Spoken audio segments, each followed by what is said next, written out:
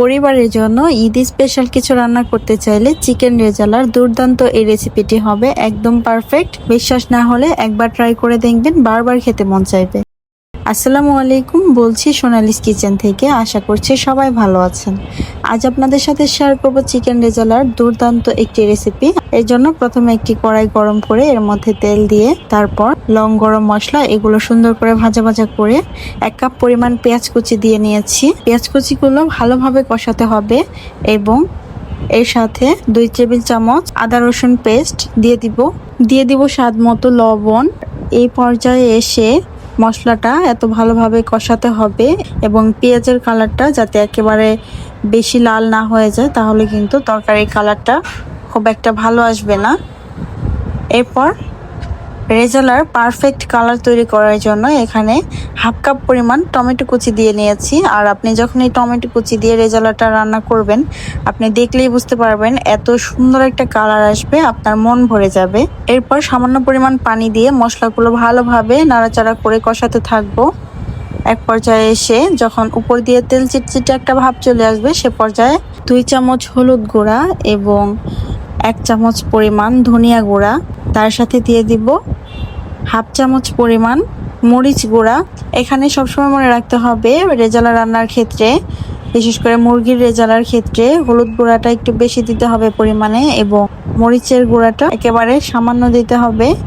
সাধারণত মরিচের গুঁড়া দেওয়ার কারণ হচ্ছে কালারটা সুন্দর আসবে, এই আর কি। প্রায় 3 থেকে 4 মিনিট সময় নিয়ে মশলাগুলো ভালোভাবে কষিয়ে নিয়েছি, চুলার আঁচ মিডিয়াম আঁচে রেখে। এক পর্যায়ে আপনি দেখলেই বুঝতে পারবেন মশলাটা একদম কষানো হয়ে গেছে এবং উপর দিয়ে তেল ছেড়ে দিয়েছে। সে পর্যায়ে আগে থেকে ধুয়ে রাখা চিকেনগুলো দিয়ে দিব। এরপর চিকেনগুলো মশলার সাথে ভালোভাবে নেড়েচেড়ে মিশিয়ে নিব এবং চিকেনের ভিতরে যে এক্সট্রা পানি ছিল সেই পানিগুলো যখন টেনে আসবে, সে পর্যায়ে পরিমাণ মতো ঝোল দিয়ে দিব। আর রেজালার ক্ষেত্রে সাধারণত ঝোলটা একটু গ্রেভি টাইপের হলে মজা হয় বেশি। আর এই রেজালাটা আপনি চাইলে ঈদের দিন চরচরে ভুনা খিচুড়ি দিয়ে বা পাতলা খিচুড়ি, পোলাও, রুটি যে কোনো খাবারের সাথেই কিন্তু সার্ভ করতে পারবেন এবং আপনি যখন খাবেন তখন এর টেস্ট আপনাকে মুগ্ধ করবে, এটা নিশ্চিত। এই তো ভালোভাবে কষিয়ে নেওয়ার পর পরিমাণ মতো ঝোল দিয়ে দিয়েছি।